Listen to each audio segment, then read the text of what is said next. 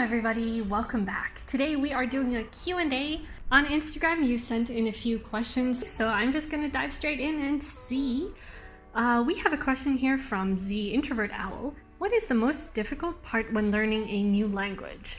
Very good question. Everyone has a different aspect of language learning that is easier or harder for them. And the difficulty of the language you're learning also depends on your native language. So you could be learning something that is quite similar to your native language and it won't be that hard for you. Whereas if you are maybe a native Spanish speaker and you're learning Mandarin Chinese, learning Chinese characters, learning the script, the tones, that's going to be a challenge. Whereas if you come from a tonal language, maybe you speak Thai, learning Chinese tones might not be that difficult. I think in general pronunciation can be tricky if you're not used to making those sounds. So what can help is doing a lot of listening. Some people find it hard to learn a new script, a new alphabet. That's not really been a big issue for me because I'm quite visual and I love reading and writing, so I spend a lot of time writing. But everything is solvable. You can work on specific skills. If you find that there is a part of language learning that is hard for you, identify that skill and see what you can do to improve it. Speaking of writing, Kayla is asking, in what language do you have the best handwriting? I would say probably Korean because I've been writing it for the longest apart from English or Afrikaans, and I spent the most time writing out Korean characters. I think my Japanese handwriting is okay, but sometimes complex kanji get a little squashed and they look weird, and when you're writing just everyday Korean, you don't need to use hanja, so probably say Korean. Gabriel asks, when do you start to output the languages you're learning? This is a fantastic question. There are some people who say speak as soon as you are ready. Even if you're a super beginner, you can start. Other people say wait until you know a lot of grammar. For me, I find that when I'm a beginner in a language, I have this false sense of confidence. I'm super excited to use the language at any opportunity. And even if I'm making mistakes, I'm happy to use it. And the more advanced or intermediate I become, the more aware of my own mistakes I am. And then I become a little hesitant to speak. So I actually try starting to speak, or at least texting or writing to people very early on the language journey. My Hungarian is below conversational. It is quite weak, and I signed up for conversational Hungarian lessons on italki, and it was hard. The first few lessons, maybe the first 2 months, was very tricky because I just knew a few words here and there. But because I put myself in that difficult position, I forced myself into the situation of speaking and using the language, and the more I had these awkward, uncomfortable situations of not knowing what to say, the easier it became and the more words I learned. I like to speak early because then you pick up on nuances and those kinds of filler words. If you start speaking early, you not only improve your pronunciation, but you pick up on these natural everyday conversational words, and that helps you feel more confident in your speaking as well. There's no right or wrong answer about when you should start speaking. Obviously, if you have some form of vocabulary, some basic grammar, sentence structure, you can start as soon as you feel ready. A polyglot in, I can't see the username, I'm assuming progress, says, is it okay to learn a language that you have passion for but may never speak with anyone? You can do whatever you want. There's no one to tell you yes or no to do something. If you have a passion for a language but you don't want to speak it, that is your prerogative, that is fine.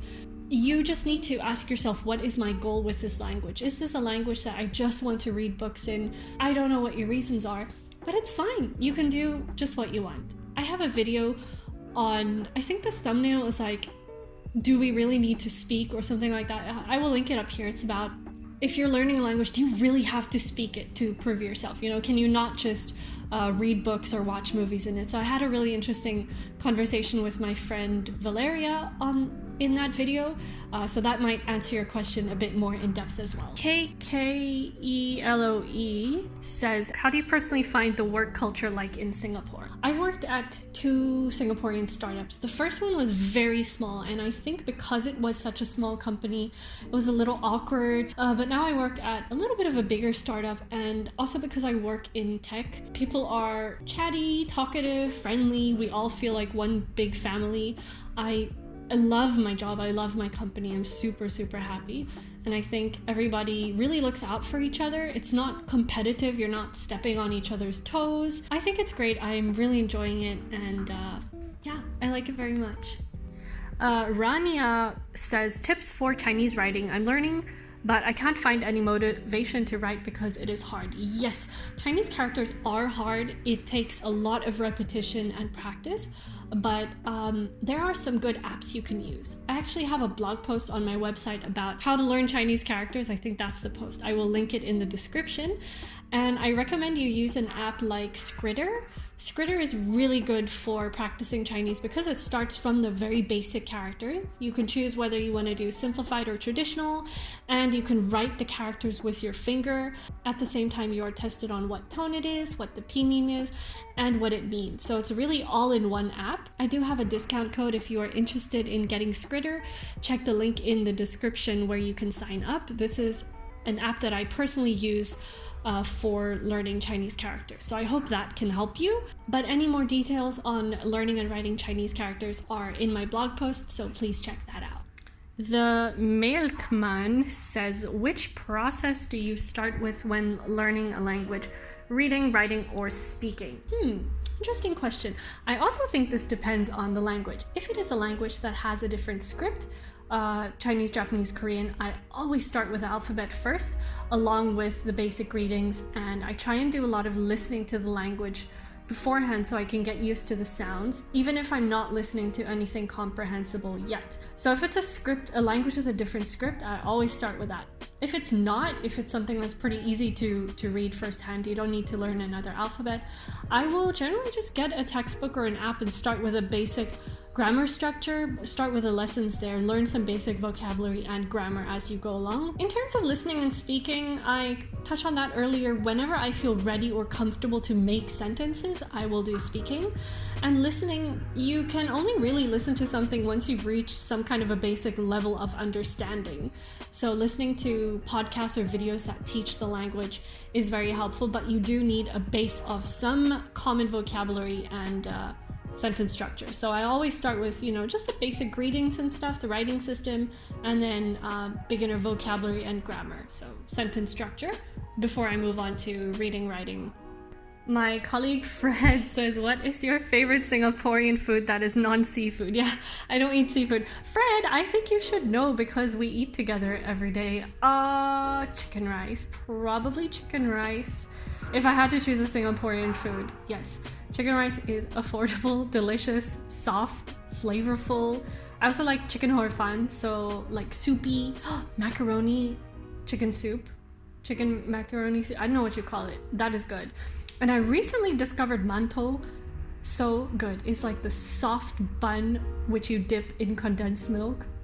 So good. Love mantou. Alejandro is asking, how did you meet your boyfriend? We met online. He sent me a really thoughtful, sweet message, which I figured out later he spent a very long time writing that message. I just really appreciate the effort. And then we started emailing each other. We emailed for, I think it was like 2 weeks before I was like, maybe we should like talk on WhatsApp so we can like call each other or something. Like, what if he's not who he says he is? I don't know, internet safety, y'all. So we started talking on WhatsApp and then we had video calls.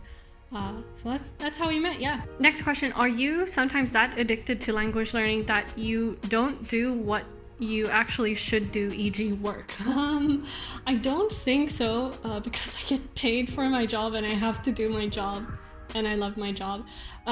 Language learning is always a hobby for me. But if I think back to my last year of high school, it was during the final high school exam season that I actually got most of my Korean studying in.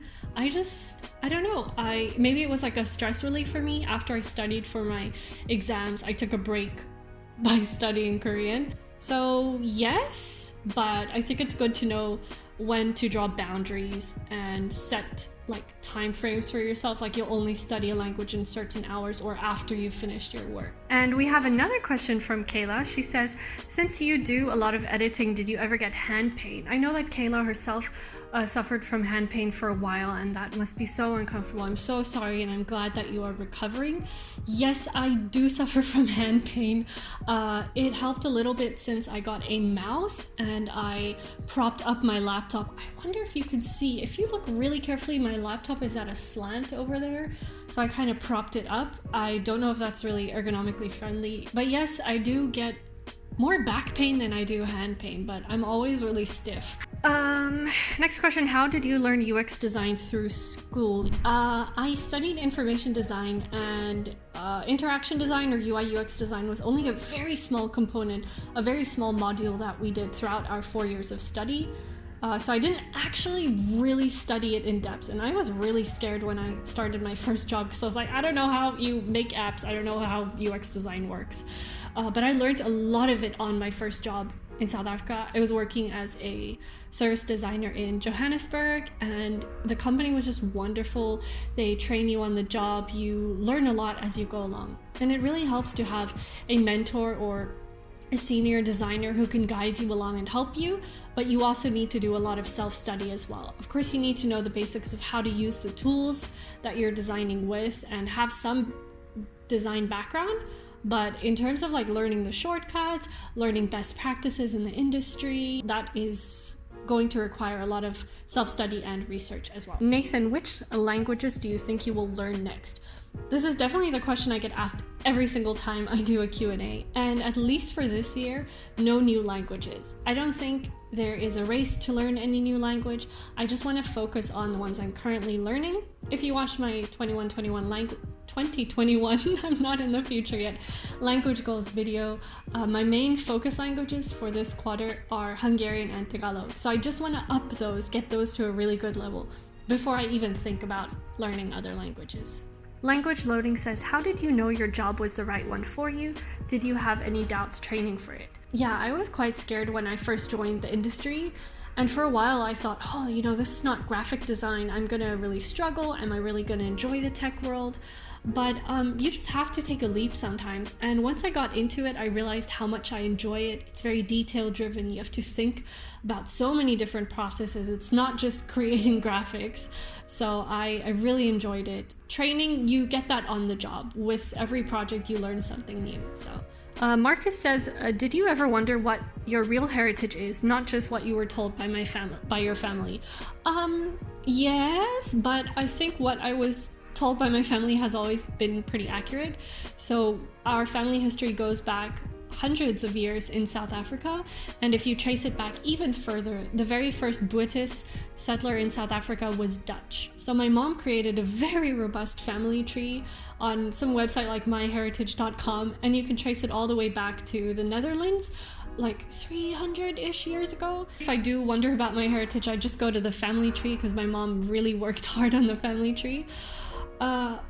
But I don't know, maybe you guys can say in the comments if you agree, I'm not sure. I've gotten a lot of people ask me, am I half Asian? I don't see it. I don't know if it's because I speak some Asian languages. I don't see it. Maybe there's something there. I don't know, speculating here. But yeah, if I do wonder, I just go to the family tree. Himi Coke says, which language would you raise your kids with if you want them? I do want kids.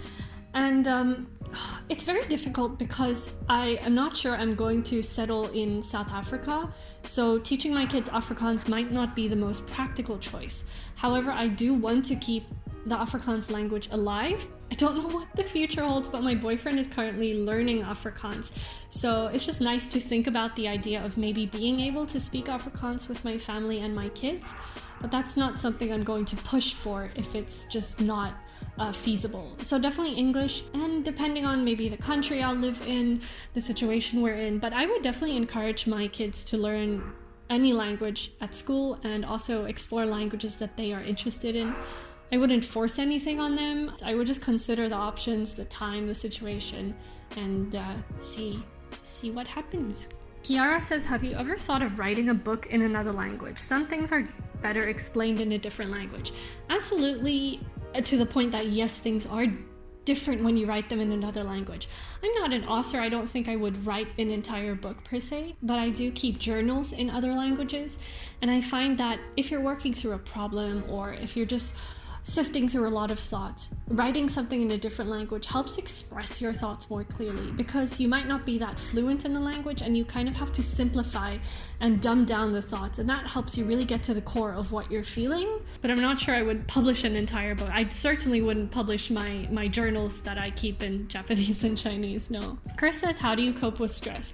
Very good question.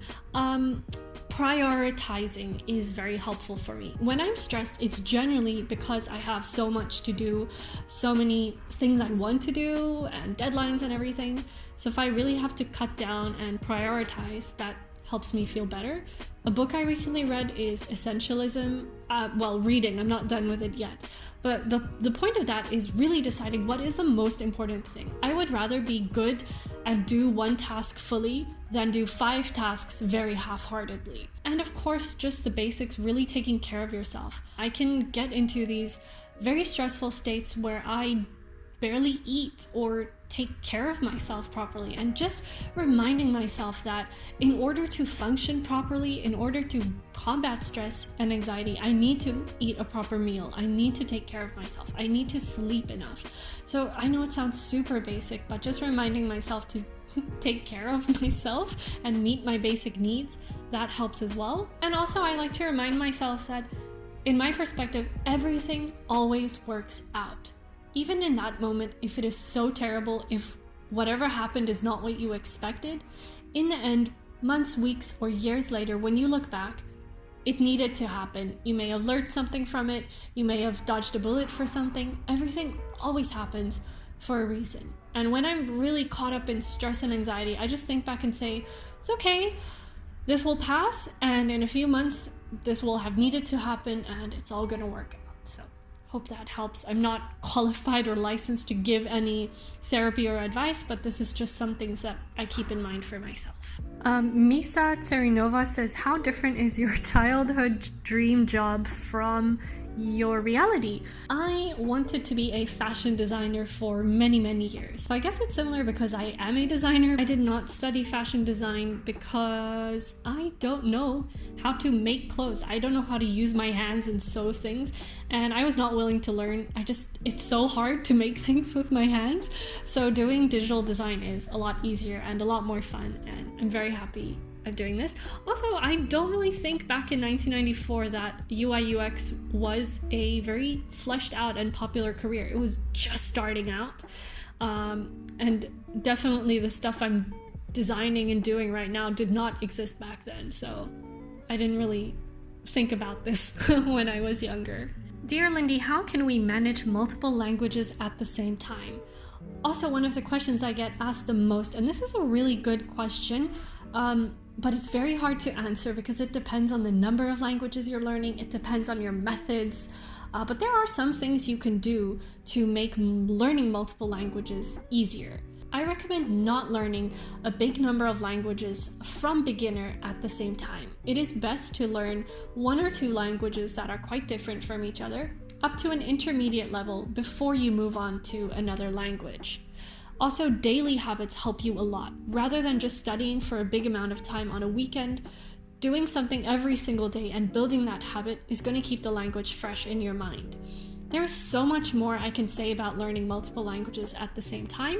I have a Medium post on that, which I will link, so you can take a look at that. There's all my tips and advice, jam-packed with everything I can say about learning multiple languages.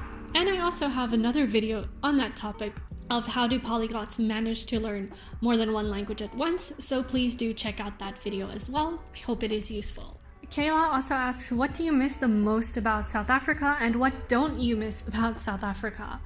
I miss the broad, wide open, diverse nature. Singapore is very small and it's hard to find diverse nature. It's also very hot and humid. So I do miss being in South Africa, in canyons and rivers and mountains and valleys. Really do miss the nature and the weather, the clean air, perfect temperate weather. And the people are so warm, so friendly. So I definitely miss that. What I don't miss, honestly, is just feeling unsafe. Unfortunately, living in Johannesburg, you have to look around your shoulder a lot to see, you know, are you being followed, or is your car okay when you park at a restaurant? Of course, you know, South Africa is livable and you get used to that, but it's just not nice always being on edge. So I definitely don't miss the lack of safety. Vasi Note says, do you have a pet? No, I do not. I used to have hamsters. I really love them, the small Russian dwarves. But the apartment I'm living in, I'm not allowed to have pets. So no, not at the moment. Cheryl says, who is your favorite YouTuber and why? I have so many. I watch a lot of Christian YouTubers. I like Farawaydistance. She makes videos about Christian things. For UI UX design, I also really like Femke. I watched a talk from her at the UX Plus conference earlier this year, so if you're interested in design, you can check out Femke's channel. There's definitely the majority of what I watch is UI UX design and theology, so there's a lot of John Piper, Alisa Childers. There's some Polyglot progress in here. I really like Abigail's channel. You can check that out. I'll put a link as well. And Rafi asks, have you ever considered skydiving? Thought about it? Yes. Considered it? No. I'm way too scared for that. I don't think I'm ever gonna do that. Not ready. Nope. Nope. Help. Okay, before this video gets super long, I think that is enough for today. Thank you guys so much for sending in your questions. Hope it was helpful. And just a friendly reminder that I do have an FAQ page on my website for frequently asked questions, so you can check that out as well. Hope you guys have a wonderful rest of your week and see you in the next video. Bye bye!